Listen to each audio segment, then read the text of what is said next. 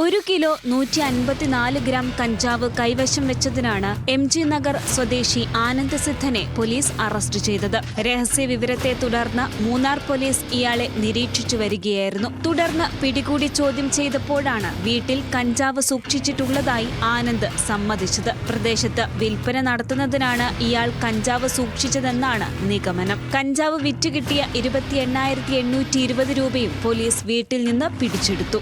1 കിലോയും 154 gram കഞ്ചാവ് കണ്ടെടുത്തിട്ടുണ്ട്. അതിലേക്ക് പോലീസ് കൂടാതെ ബാക്കി ചെയ്ത കഞ്ചാവ് വിറ്റ പണം ഈ തൂക്കാൻ ഉപയോഗിച്ച ത്രാസുകൾ മുതലായ സാധനങ്ങൾ കണ്ടെടുത്തിട്ടുണ്ട്.